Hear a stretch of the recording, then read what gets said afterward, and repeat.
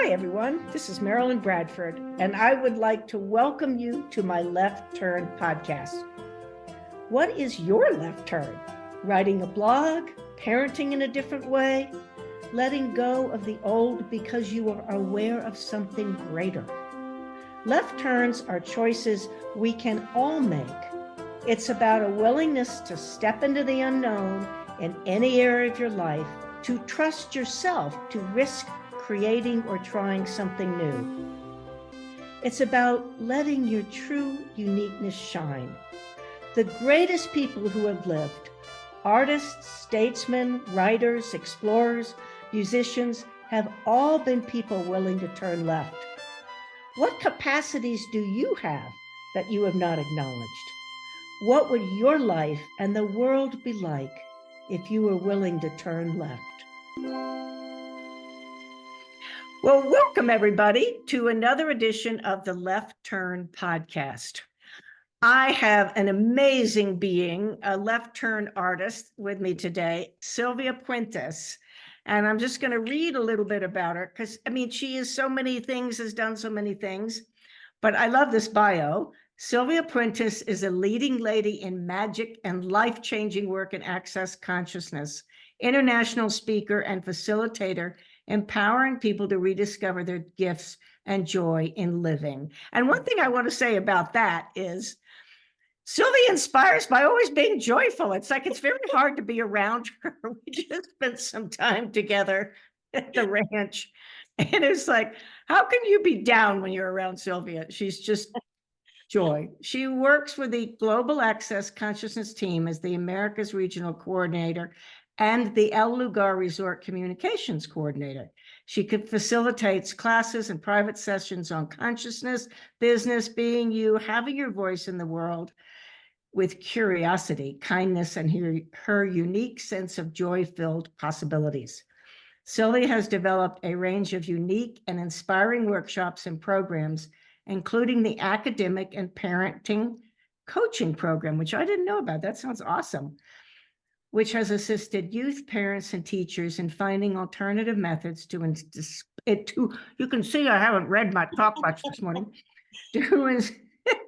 methods to inspire and rediscover the joy of learning. So awesome. Yeah. So anyway, when we send it out, we'll make sure to send out your website and everything. It's so wonderful. Thank you, Marilyn, because first of all, thank you for the invitation to be here with you in this incredible podcast that you've created. And before we started, you said, I'm going to read your bio, and I wonder which one it is. I was happy to hear a little about myself that I have forgotten. Yeah, exactly. Yes. Well, and just a reminder, Sylvia never does just one thing.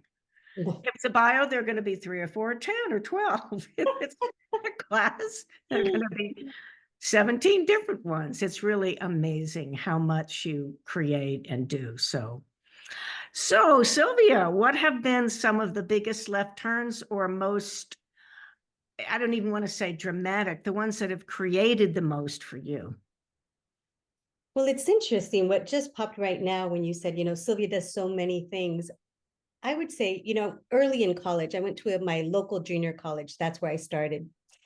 And they had this assessment, let's help you find out what you're good at so we can tell you where to go and what career to have and plan your life for you. And so there I was. I took this assessment and they came back to me and they said, we're so sorry. One of your biggest challenging things is going to be to choose. You have a wide variety of skill sets that you can choose so many things.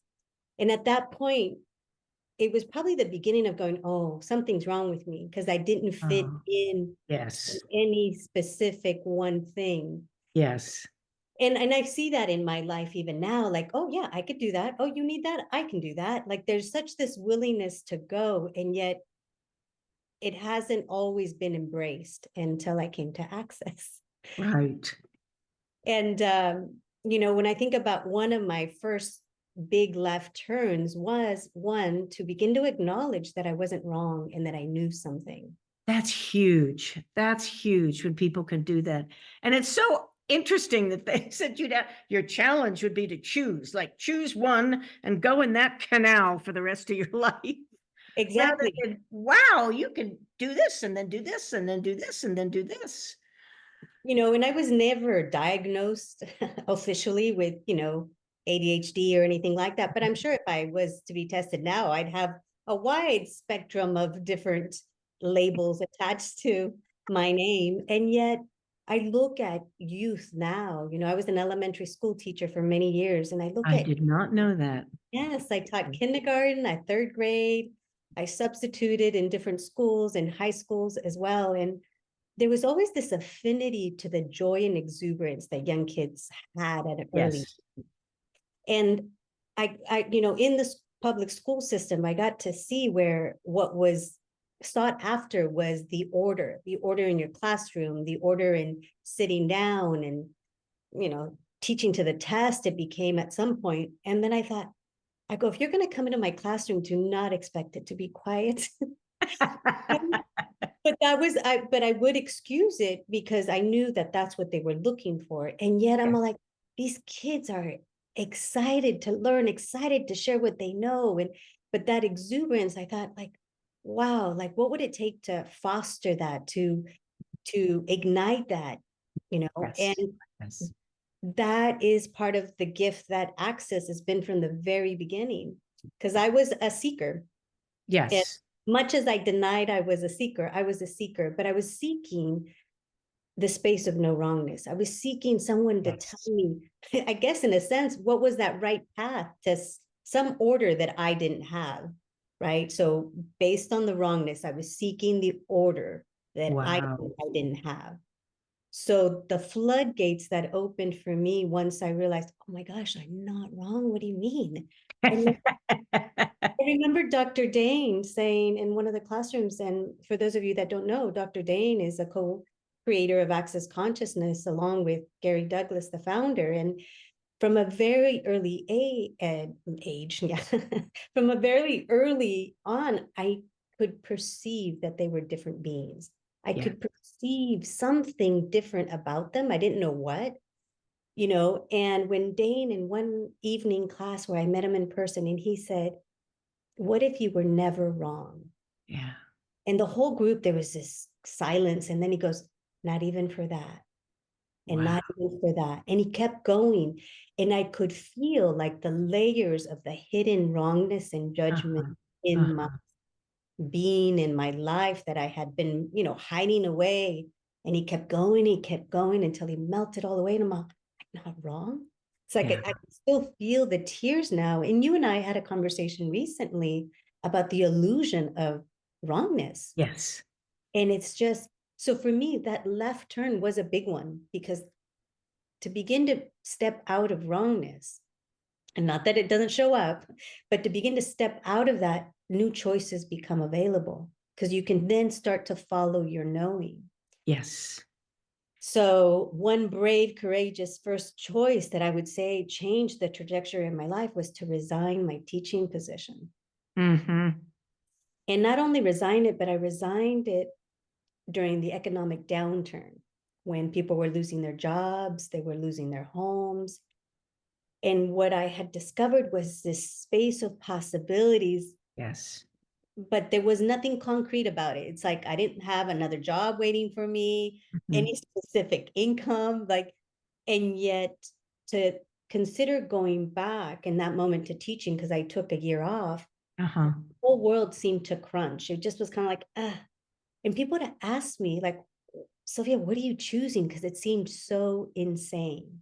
It was Yes. insanity to resign a security of a full-time job, a Yes. monthly check, during a moment that was so unstable.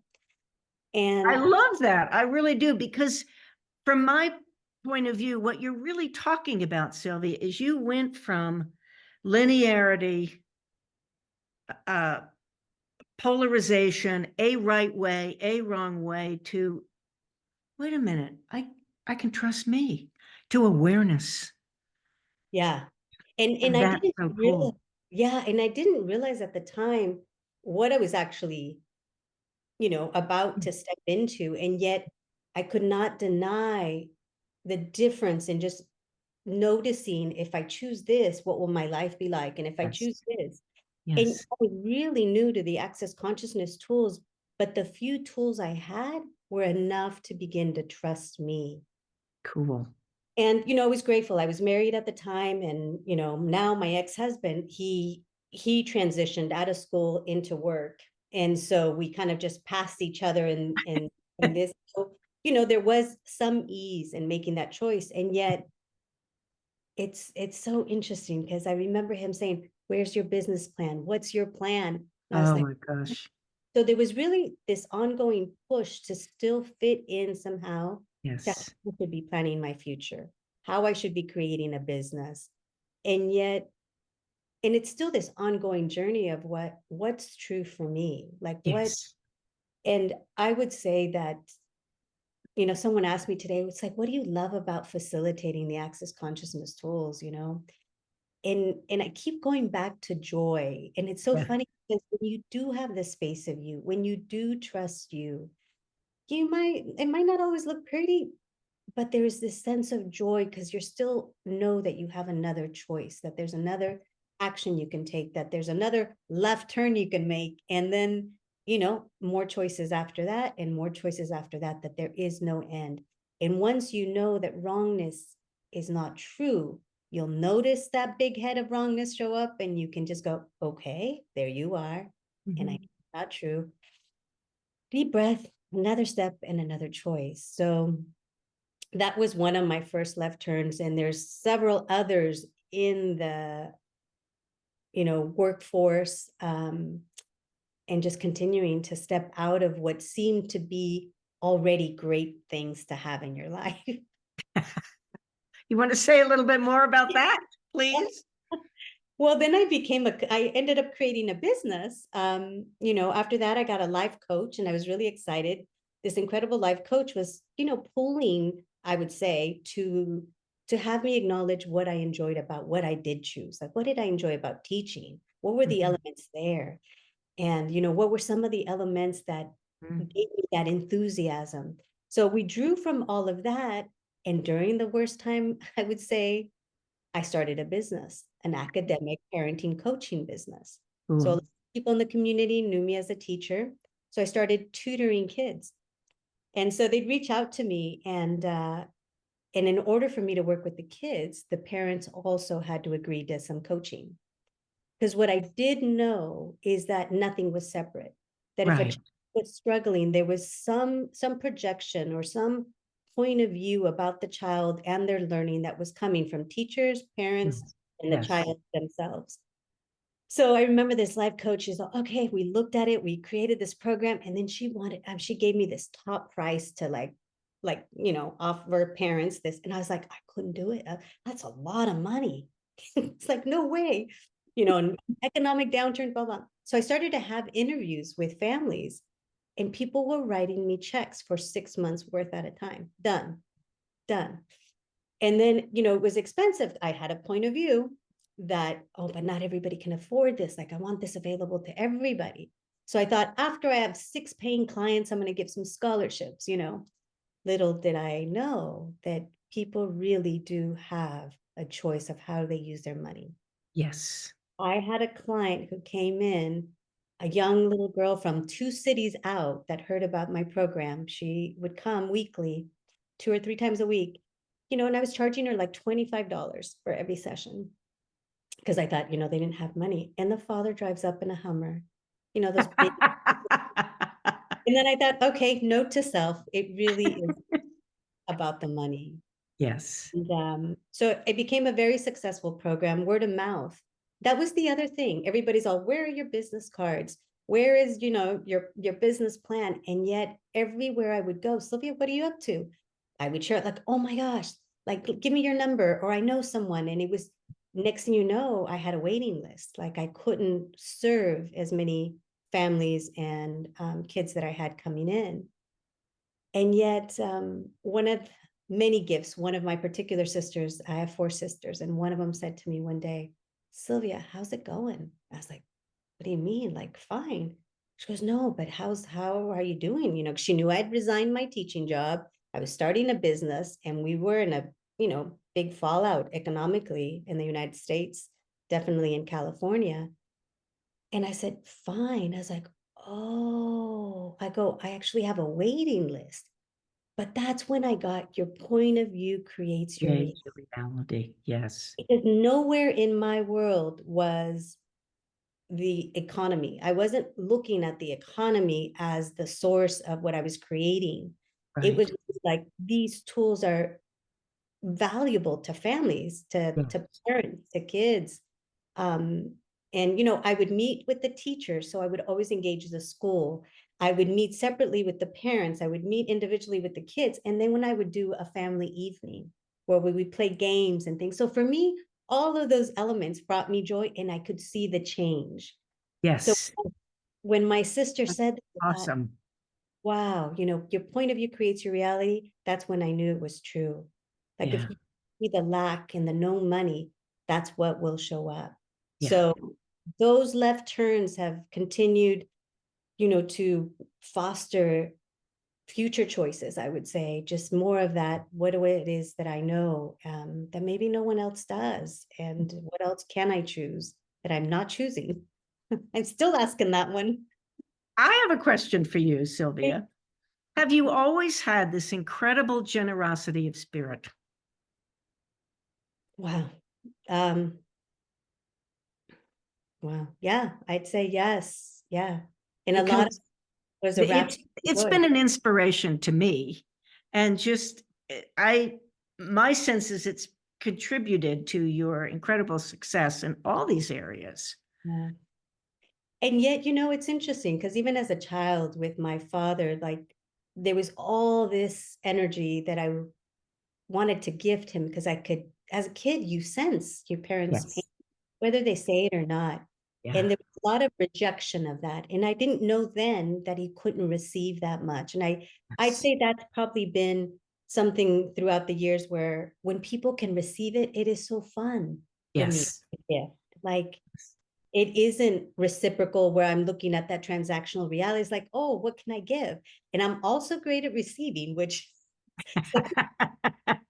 is seen as a wrongness as well. Um, Yes, it is. It's crazy, but it is. You're supposed to give and never receive. yeah. I mean, I was so when our mutual friend Pam said, "Oh, well, Sylvia will drive us both to the ranch." I was like, "Really? That's so kind." And then take us to the airport. I mean, that really struck me Mm. because you could have made it, oh, well, the car's too small, or, she has this lovely Mercedes sedan, but, Pam and I are overpackers, so we had to really make an effort. And we still managed to do it all. Yes, we managed to do it all. And I think that's part of your point of view creates reality. Yeah. Was this feasible? Yeah, we'll figure it out. Yeah. And that for me, someone asked me during the pandemic, I think I stopped traveling maybe 2 or 3 weeks. But someone asked me, it's like, Sylvia, how do you do it? I'm like, I don't know that it's a how, but my sense is like everywhere I go, I'm embraced by, I thought it was the people, but I'm actually embraced by consciousness. Yes. Like, and I think that's part of the gift of that generosity of spirit, that when you have that, it's like there's multiple things and spaces that have your back. And Yes. and I'd like to actually ask for more of that in the world, Yes. like where we're willing to gift and receive. Uh, Yes. and for me, that is a left turn of how, society and cultures have been running for many years now, where it's like take, all about me. And yet we're living in a time where the planet and our governments and different, systems are real or have become structures that are really requiring something different. Yeah. Yes. I think so too. Well, thank you so much, Sylvia. Do you have any final words for people? Just Oh, like to share? yeah. I would say keep asking what's true for you, Yes. and look for that joy that you be and have, because we all have it. It's innate. It's there. I had Yes. no idea it was there. And thank you to Dr. Dane, in one session that I discovered that I had buried it as low and back as 3 years old. Wow. Even this joy that you perceive now, it wasn't always there because I had made life so serious. So ask, when was the last time you were truly happy? I love it. And then just ask for that to show up more today. Yeah. Because Thank it'll you so much. Thank you. Thank Yes. you. Thank you, Marian. And congratulations on this beautiful podcast. I've seen many of them, and you really are contributing to something so different. So thank Thank you. you. Thank you so much for joining this episode of Left Turn. I wonder what embracing left turns could create in your life. What magical possibilities might show up. Remember, when you choose left turns, you are joining a group of the most creative and brilliant people the world has ever known.